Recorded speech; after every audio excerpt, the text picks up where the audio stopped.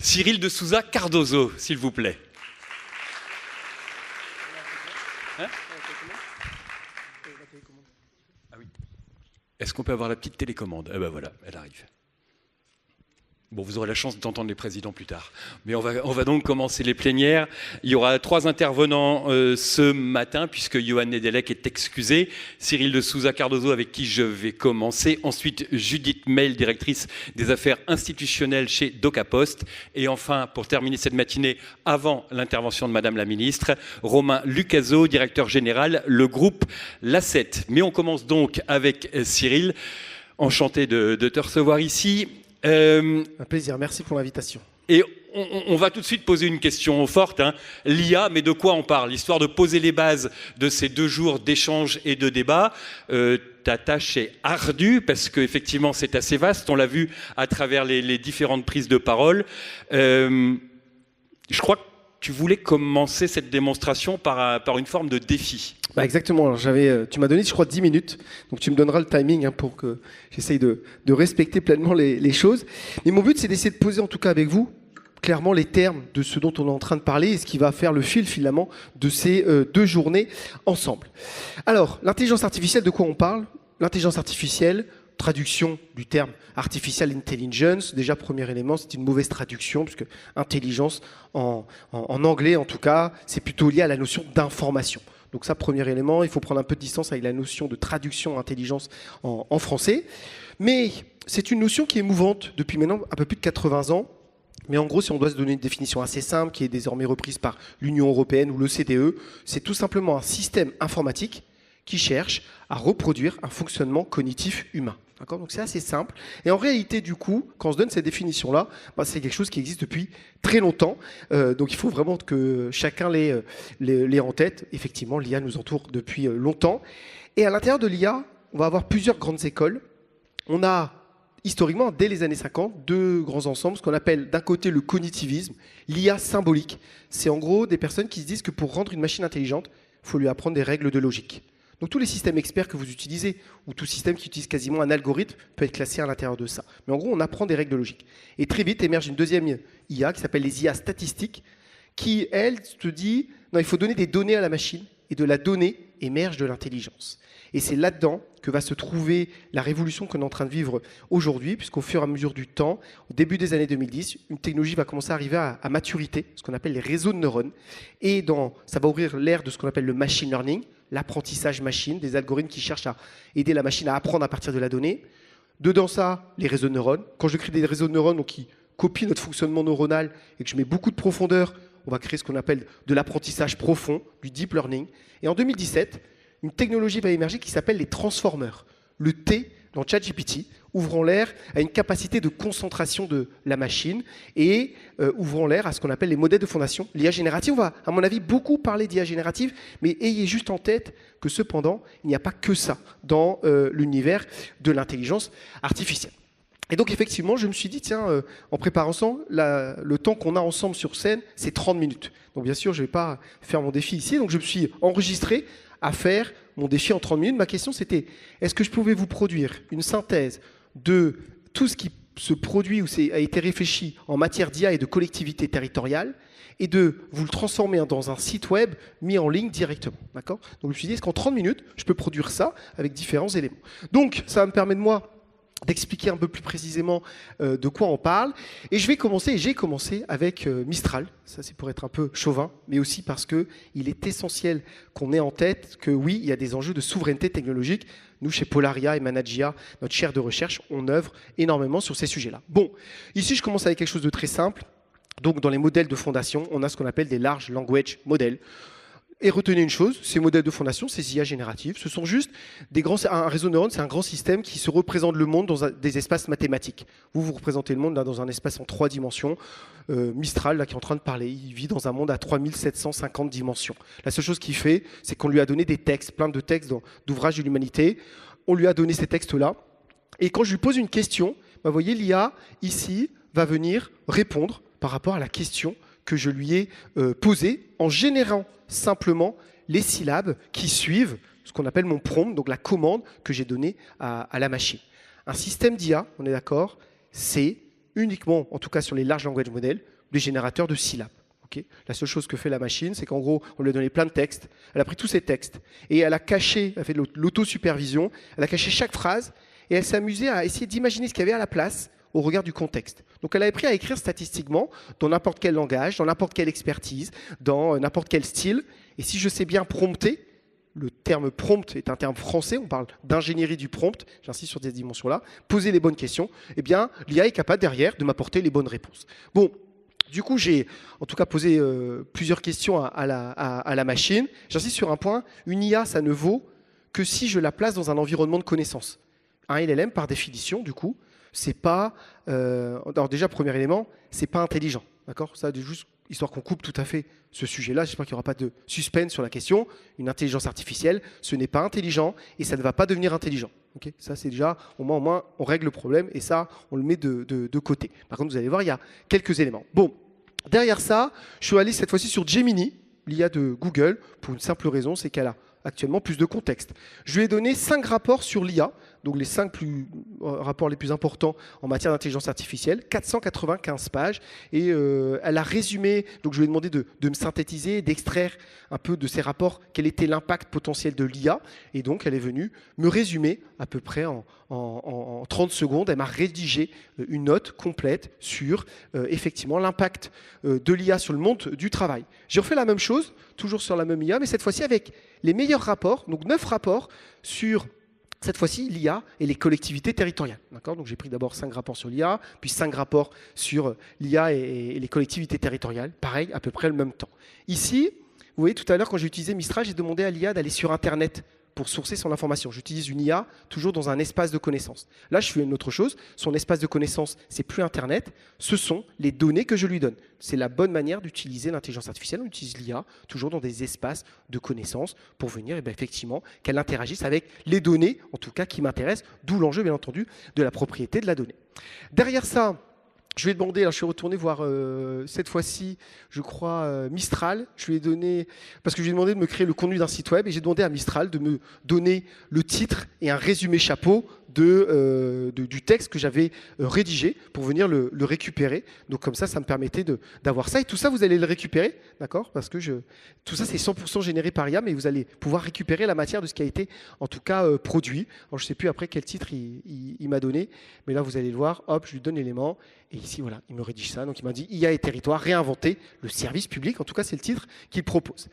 Derrière ça, je me suis dit, je vais générer une image d'illustration. Donc, pas de surprise. Ces IA, donc, grâce à 3 technologies, les réseaux neurones, l'apprentissage auto-supervisé, ce qu'on appelle les transformers, sont capables, effectivement, de générer du texte par cette mécanique où je me cache une partie de l'information et j'essaie d'imaginer ce qu'il y a au regard du contexte. Si je suis capable de faire ça avec du texte, je peux le faire effectivement avec du code informatique, je peux le faire avec les pixels d'une photo, je peux le faire avec les pixels d'une vidéo. On vit un moment où aucune production intellectuelle humaine n'est pas à la portée de la machine. D'accord ? Ça, c'est en tout cas un point essentiel à l'intérieur. Derrière, j'ai demandé cette fois-ci de générer une vidéo d'illustration. Donc là, pareil, j'utilise le dernier modèle en tout cas de Google. Donc j'ai demandé d'abord à ChatGPT de me donner en tout cas un prompt pour générer une vidéo d'illustration. Donc je voulais avoir un personnage, je voulais que ça soit un peu décalé. Donc je crois qu'il m'a proposé un prompt un peu cyberpunk. Et il est venu, je suis allé voir Leonardo parce que pour l'instant, c'est via là que j'ai accès à ce modèle-là, qui est le modèle le plus avancé. Et derrière, donc il m'a généré une vidéo entièrement générée par IA en 8 secondes, un simple prompt. Et la vidéo, c'est celle-ci. Nous allons vous faire découvrir le futur, ici et maintenant.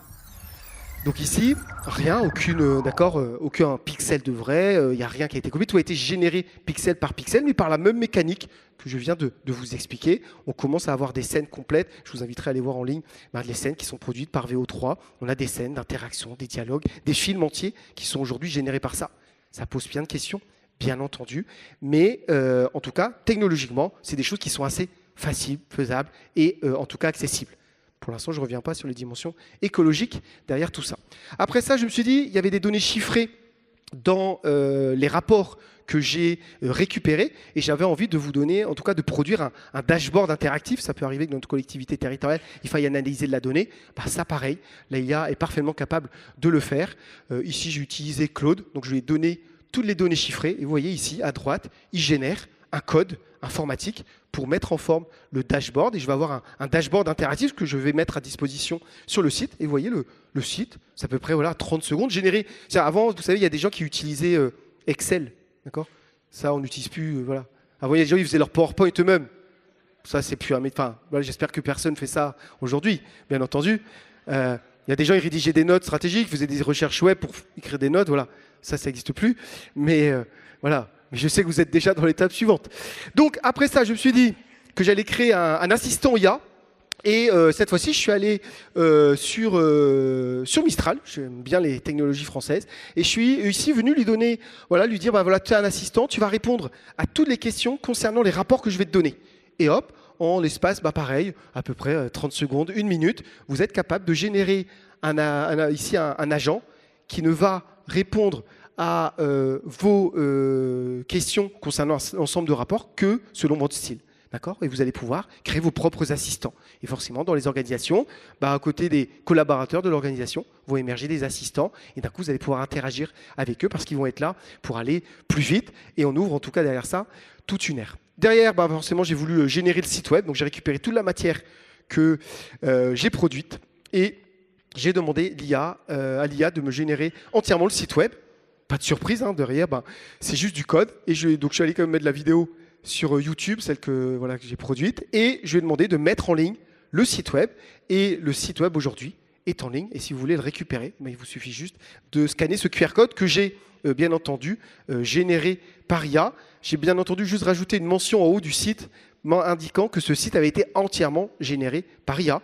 Mais du coup, la synthèse de tous les rapports, toutes les données chiffrées, le tableau interactif, la vidéo que j'ai produite, en moins de 30 minutes, en tout cas, sont toutes présentées ici. Dans mon timing, il reste combien de temps dans les 10 minutes qu'on s'était donné ? C'est la fin.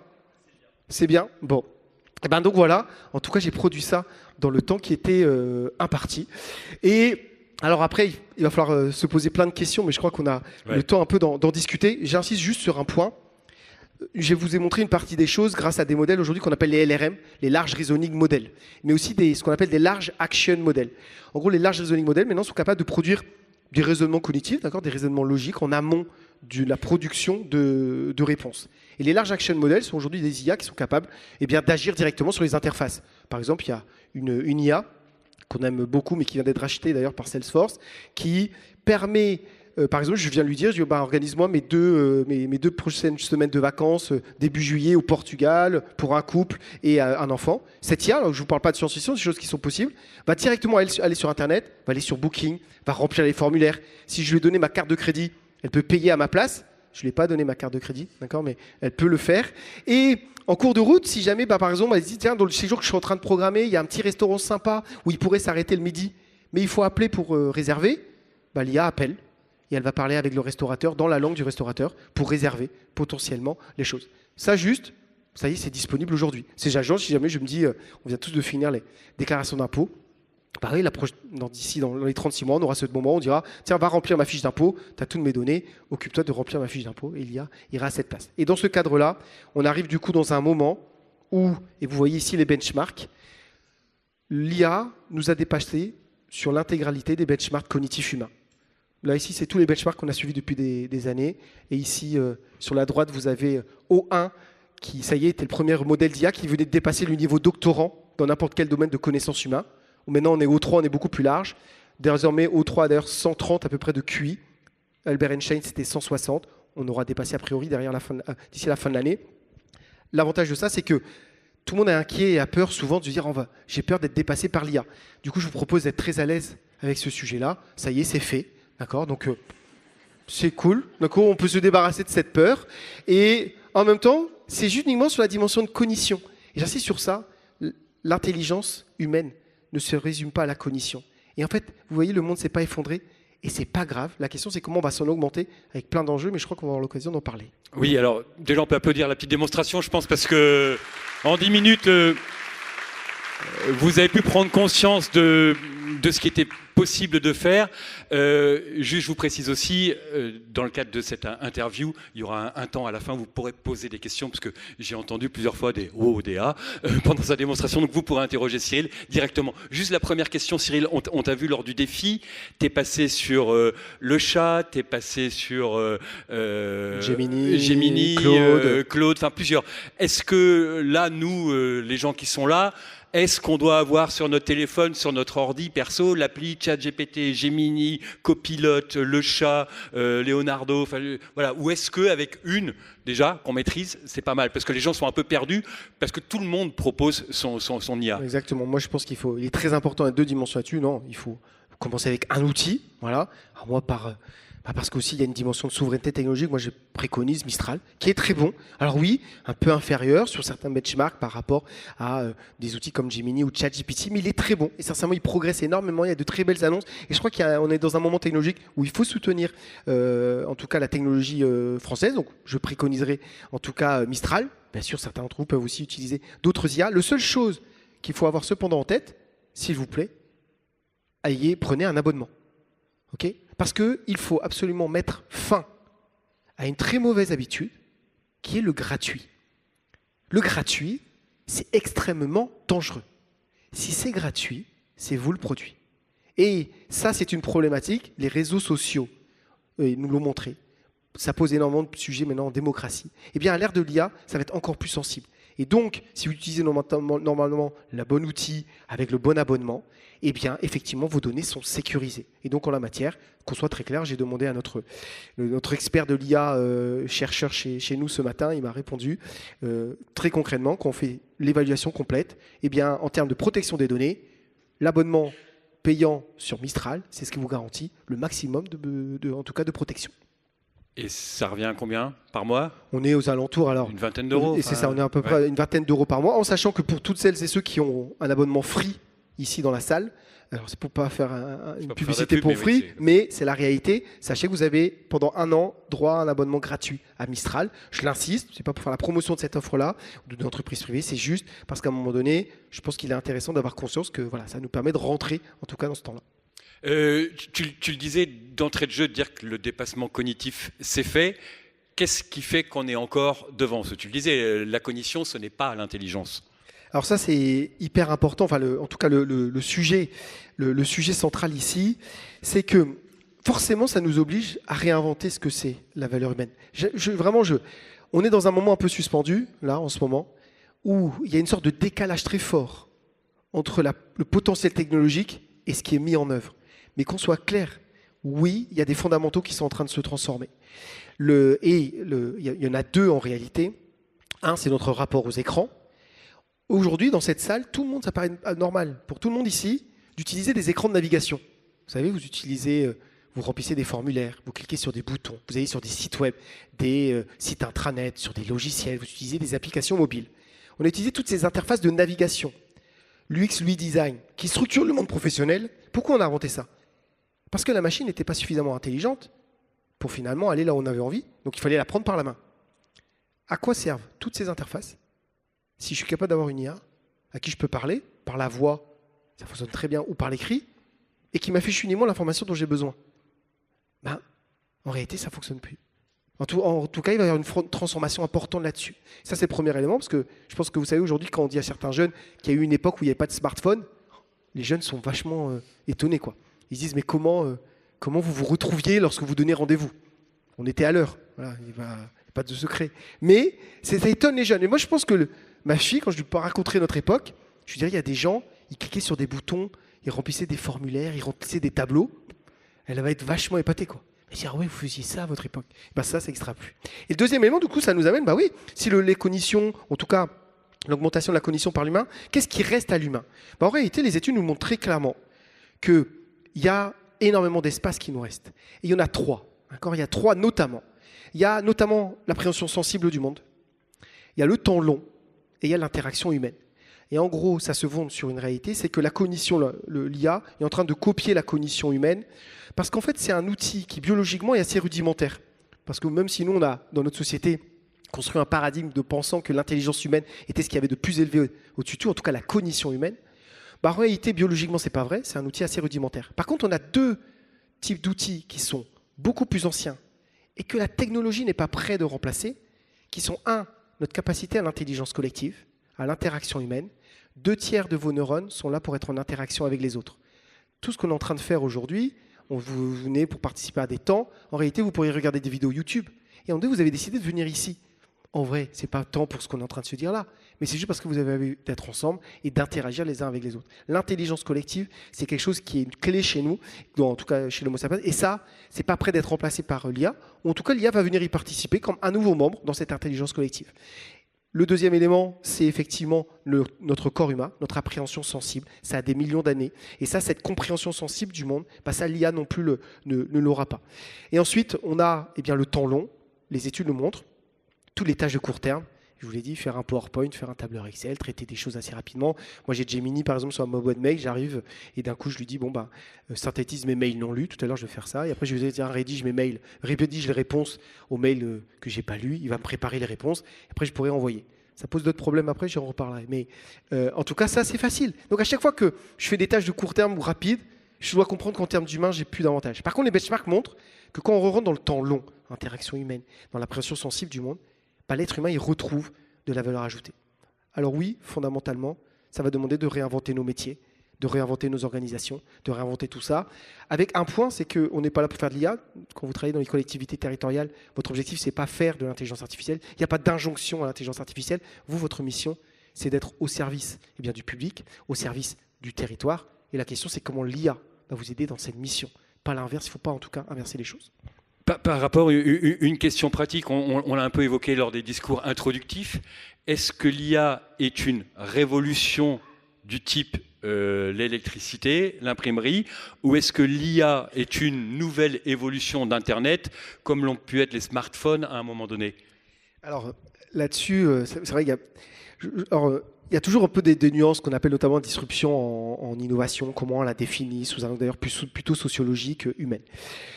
Sur ça, en tout cas, ce qui est hyper important, et c'est pas pour donner, c'est pour ça que je dis c'est pas grave, on a été dépassé sur la cognition, etc. Parce que les gens souvent après ont un peu peur quand on parle de révolution. Mais je crois qu'il faut en saisir en tout cas les opportunités. Mais oui, très concrètement en tout cas pour être au clair, sans rentrer dans du coup la dichotomie évolution-révolution que je laisserai chacun répondre.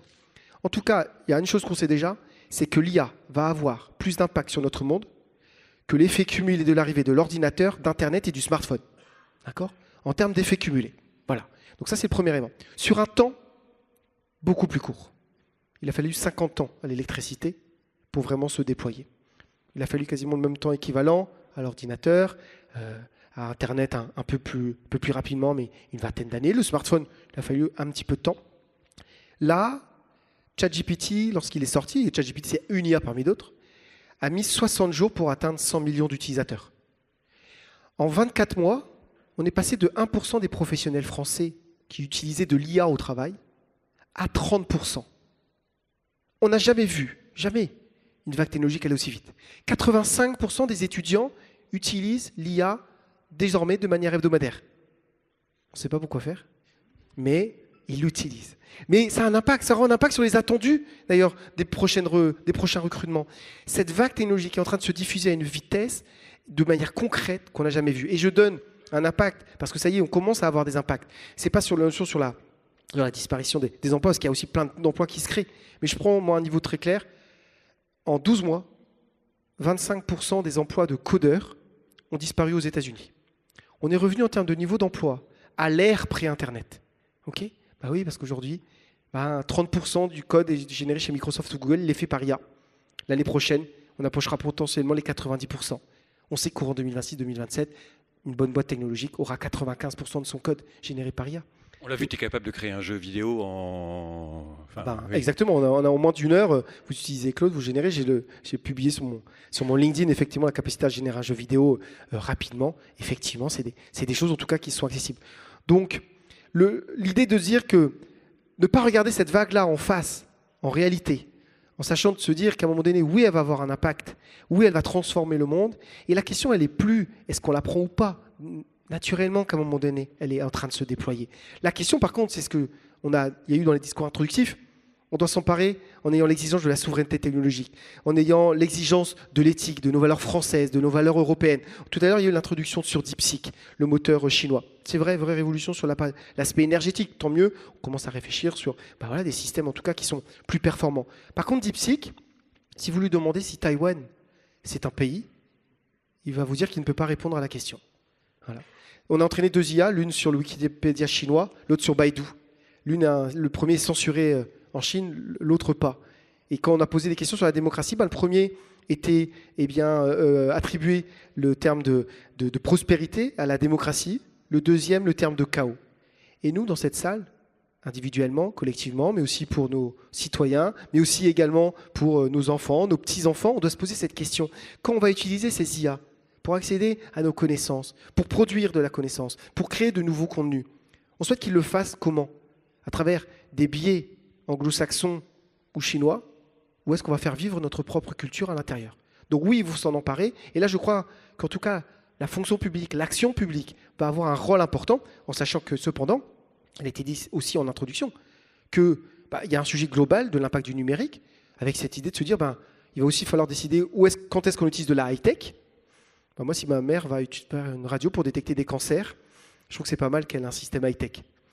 Bon, moi, j'adore utiliser WhatsApp pour discuter avec ma famille qui est au Portugal. Bon, est-ce que j'ai besoin vraiment d'avoir un outil high-tech ? Peut-être qu'on peut utiliser des outils moins consommateurs, un peu low-tech. Et peut-être que des fois, quand on est là, on n'a pas besoin de tech, on a juste besoin d'interagir humaine et il y a de la no-tech. Et donc la question, c'est pas où est-ce que c'est ce qu'on va utiliser l'IA. La question, c'est où on va l'utiliser. Est-ce que le petit décalage qu'on a aujourd'hui, c'est entre les promesses, justement, ce qu'on entend là, la réalité, avec les progrès de l'IA, on l'a vu, sont fulgurants avec chaque jour, chaque mois, chaque semaine, des nouveautés et de la vitesse en plus et des capacités en plus, mais l'adoption concrète, on a l'impression qu'elle prend plus de temps. Alors là, il y a un vrai sujet, c'est un vrai paradoxe. Dans toutes en tout cas les innovations de rupture, on a toujours ça. On surestime l'impact à court terme, on sous-estime l'impact à long terme. C'est systématiquement ce qui va se passer. Et effectivement, en ce moment, on vit un décalage entre cette révolution. Une grande partie des gens dans cette salle utilisent l'IA au travail.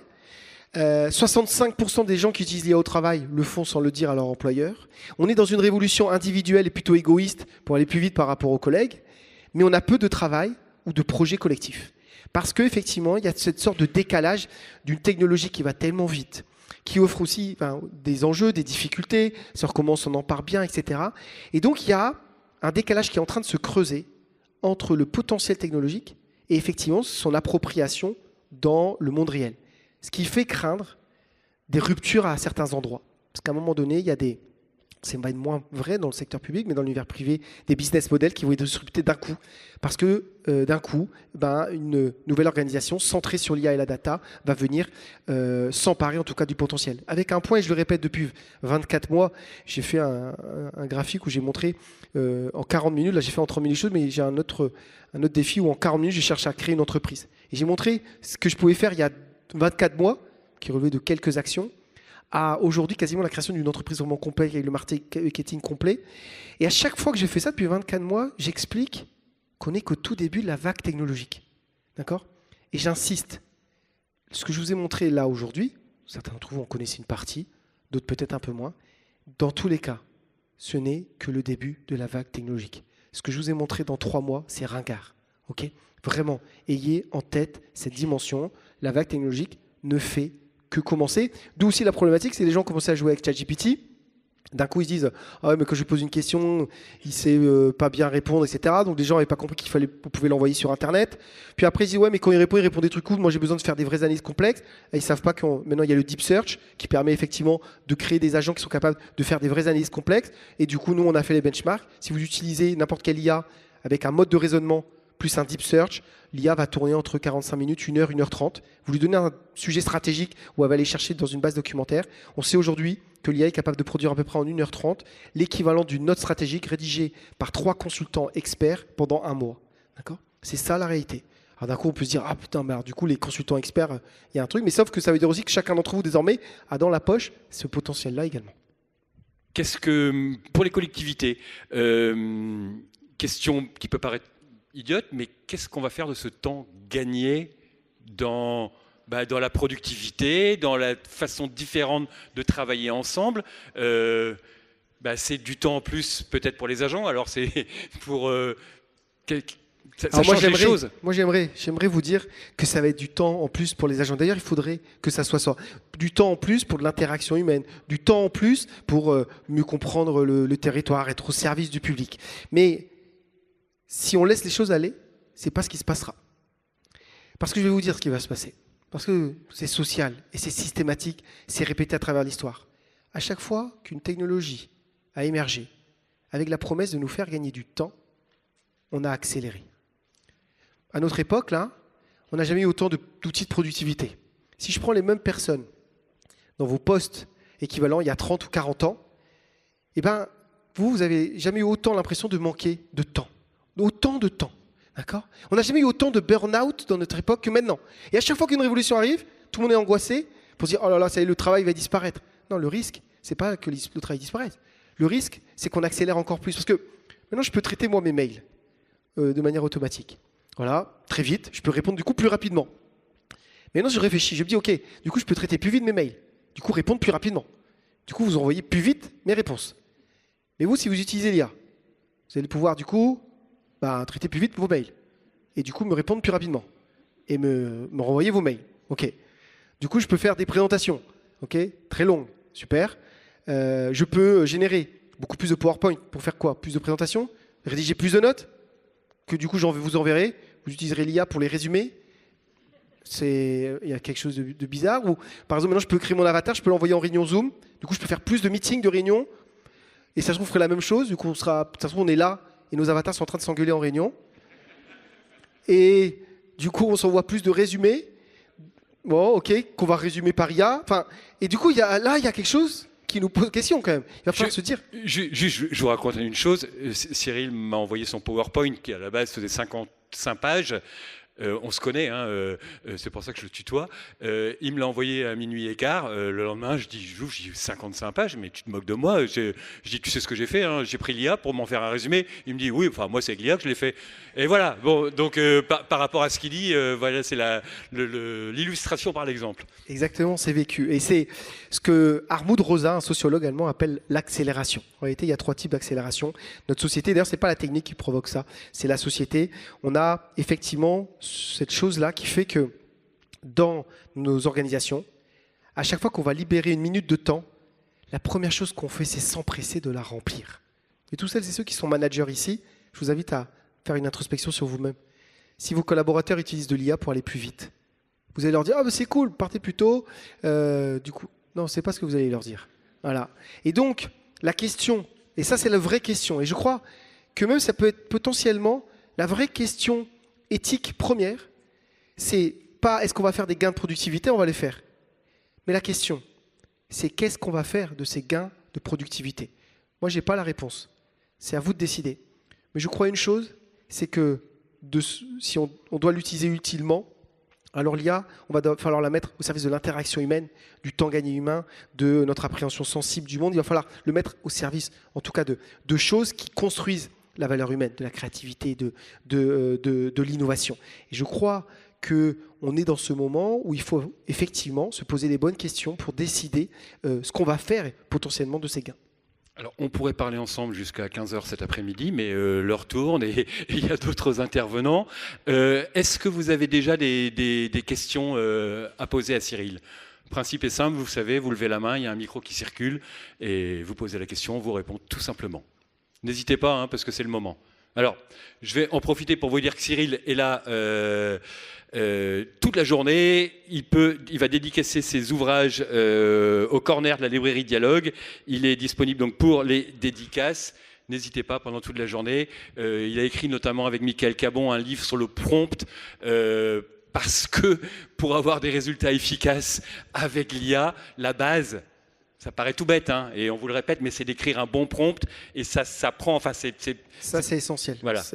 En tout cas, l'ingénierie du prompt, la capacité à prompter, ça va devenir une compétence majeure, importante. Ça va nécessiter d'ailleurs de maîtriser le langage, d'être bon en orthographe, en grammaire, en vocabulaire, parce que directement, ce qui va ressortir de vos IA va sortir de cette maîtrise du langage. Ça pose plein de questions d'ailleurs sur les fondamentaux. Et oui, à l'école, il va falloir qu'on abandonne l'apprentissage de l'Excel, de PowerPoint, et c'est pas grave, d'accord, parce que c'est des outils qui appartenaient à Microsoft.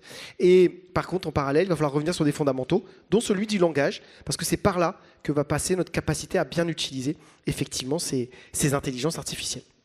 Alors, s'il n'y a pas de questions... Ici, Ah oui, on ne vous voit pas. on est tout là-haut, là, ici, Ah oui, ok. là. Donc ça, là, Tout ici. là-haut, tout super, là-haut. Ici, très bien. de ce côté-là, oui.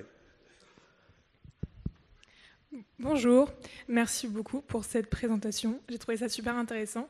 Moi, j'avais juste une petite question du coup sur ce qui était revenu en introduction, la soutenabilité, l'impact environnemental de l'IA. Moi, je ne connais pas spécialement, j'ai déjà utilisé ChatGPT comme je pense tout le monde, mais là, j'ai trouvé ça vraiment très intéressant et je pense que ce sera d'autant plus intéressant avec aussi le point de vue impact environnemental. Voilà, merci. En tout cas, essentiel. Alors, le sujet, c'est pas tant d'ailleurs que l'impact environnemental de l'IA, c'est l'impact environnemental de l'IA dans le monde plus global du numérique. Effectivement, ces IA consomment énormément d'énergie pour être entraînées et ensuite pour être, en tout cas, utilisées. Plusieurs éléments. La problématique, c'est pas tant l'usage à l'unité, au sens où si vous utilisez une IA pour rédiger un texte de 250 mots, et que vous écrivez un équivalent de ce texte-là sur votre ordinateur de votre côté ou votre smartphone, vous consommez 200 à 2000 fois plus de carbone que l'intelligence artificielle. D'accord ? Votre bilan carbone est plus lourd. Pourquoi ? Parce que vous utilisez un ordinateur qui tourne. L'enjeu du numérique, c'est avant tout l'ordinateur, l'énergie qui tourne pour faire tourner. Comme l'IA est plus rapide, elle consomme moins d'énergie. Donc, si je prends à l'unité, en fait, c'est pas le sujet d'ailleurs, mais toute technologie numérique a toujours eu cette réalité-là. Quand je génère des photos, oui, effectivement, générer une photo, c'est 3 litres d'eau, l'équivalent d'une chasse d'eau. Bon, cependant, oui, dans une boîte de marketing, comme si je fais, au lieu de faire un shooting photo, déplacer des gens, etc., j'organise un shooting photo par IA, mon bilan carbone, oui, il est meilleur que mon shooting photo. Mais la problématique, du coup, de l'intelligence artificielle, comme celle du numérique, ce n'est jamais à l'unité. D'ailleurs, la problématique du numérique, c'est son efficience. C'est que maintenant, comme c'est tellement accessible, du coup, si maintenant je fais 1000 fois, 2000, 3000 fois texte, d'accord, avec tous les mails qu'on va s'envoyer, là, il y a un effet qui s'appelle l'effet rebond. Et c'est ce qui est en train de se passer aujourd'hui. Les grandes sociétés d'IA, notamment anglo-saxonnes, sont en train de sortir de leur projet de réduction carbone à cause de cet effet rebond qui est en train, derrière, effectivement, d'augmenter le bilan global. Mais donc, on a un enjeu. C'est comme certains d'entre vous ont dû faire des starter packs sur les réseaux sociaux. Je n'ai pas de jugement là-dessus. D'un point de vue écologique, ce n'était pas top. Et au niveau de l'utilité sociale, je suis un peu limité aussi. D'accord ? Donc la question, ça va être où est-ce qu'on utilise de l'IA ? Mais c'est comme tout, c'est qu'à un moment donné, ce n'est pas juste l'interrogation de l'usage de l'IA, c'est notre usage du cloud, des mails, mais aussi des vidéos qu'on scrolle sur Instagram, des vidéos qu'on regarde sur Netflix. Enfin, tout ça, là, ça a un impact. Et donc la question, c'est pas est-ce qu'on va produire du carbone avec tout ça ? Oui, on va en produire. Il faut juste choisir notre bilan carbone. On sait qu'aujourd'hui, on doit le réduire. Une partie sera consommée dans le numérique. Et dans ce numérique-là, qu'est-ce qu'on va faire et qu'est-ce qu'on va ne pas faire ? Il faut décider ce qu'on décide d'utiliser et ce qu'on décide de ne pas utiliser. Il faut avoir une approche nuancée, mais aussi réaliste, frontale par rapport à ça. Et donc, l'IA, ce n'est pas l'IA toute seule. C'est en réalité l'usage du numérique. Mais nos visios, tous les rapports qu'on rédige, tous les mails que vous envoyez, très longs, avec plein de pièces jointes, où vous mettez plein de gens en copie pour vous assurer que tout le monde reçoive, que personne d'ailleurs ne lit ou laisse en mail non lu et qui répondent à tout le monde ensuite, là déjà, on a un sujet en tout cas sur la consommation carbone. Donc oui, un vrai enjeu, un vrai sujet. Et d'ailleurs, il va falloir dans nos organisations penser l'intégration d'une IA de manière éthique. La dimension environnementale va être importante et on va rentrer dans ce qu'on appelle l'éco-conception. C'est se dire comment on fait pour que notre usage de la technologie apporte plus de bénéfices que, effectivement, les consommations qu'elles produisent par ailleurs. Une dernière question, parce qu'après on enchaînera avec Judith. Merci beaucoup pour votre présentation, Gabriel Gay. Moi, j'avais une question sur la gestion de la donnée à long terme. Parce que dans la démonstration que vous nous avez faite, il y a une recherche sur la donnée existante, soit sur le web, soit dans votre base personnelle. Et vous nous avez aussi expliqué qu'effectivement, à un moment donné, vous avez 3 consultants experts dans votre poche qui génèrent des rapports.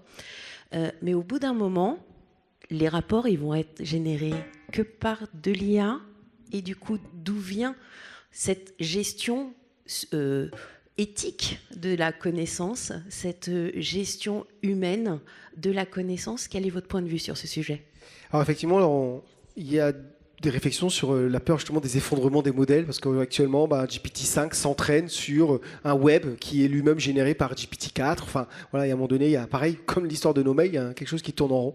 Bon, il y a un enjeu, c'est un sujet qui est regardé. Alors, on est quasiment en train d'en sortir, parce qu'en réalité, on rentre dans un temps où en réalité, l'IA est capable de produire ce qu'on appelle de la donnée synthétique. Et en fait, l'IA est déjà capable de produire des données qui peuvent alimenter utilement sa propre, en tout cas, réflexion. L'autre élément, c'est les 2 derniers prix Nobel en chimie et en physique qui ont été remis à des équipes d'intelligence artificielle, parce que désormais, même dans ces environnements, la découverte, la génération de nouvelles données, de nouvelles découvertes sont faites en partie par l'intelligence artificielle. Et la donnée de qualité de demain se retrouvera à un endroit, c'est au croisement, justement, de l'humain et de l'IA. Parce qu'effectivement, là, je vous ai livré une note entièrement générée par IA. Mais qu'on soit clair, c'est pas comme ça qu'il faut l'utiliser. D'accord ? J'insiste. Uniquement 24% des gens qui utilisent l'IA relisent ce que produit l'IA avant de le publier. Ne soyez pas de ces gens-là, s'il vous plaît. D'accord ? Il va falloir demander, relire. Alors peut-être, effectivement, ça change la nature du texte, du travail. On commence à passer sur un travail plus de relecture. Mais à l'intérieur de ça, en même temps, j'apporte quelques éléments qui sont ma compréhension sensible du monde. Je viens reformuler des choses que l'IA n'a pas et j'y apporte de nouvelles données. Donc, potentiellement, on va continuer effectivement à générer de nouvelles, en tout cas de nouvelles données. Mais l'enjeu, est-ce que vraiment on est encore dans la progression des modèles? Vous voyez ici, on a plein de briques technologiques, ça y est, qui sont arrivés à des niveaux de performance qui sont déjà incroyables. L'enjeu, c'est plutôt effectivement comment on va plutôt maintenant, au-delà de cette progression continue de ces outils, parce que je pense qu'on va arriver à un moment donné, cependant, encore, même si on est encore en phase de progression, c'est normal, à une phase de stagnation à un moment donné. Mais notre enjeu, c'est plutôt comment effectivement on l'utilise. Oui, le monde dans lequel on rentre, sur les dimensions cognitives, sera désormais une coproduction entre l'humain et la machine. Je vous demande d'applaudir Cyril.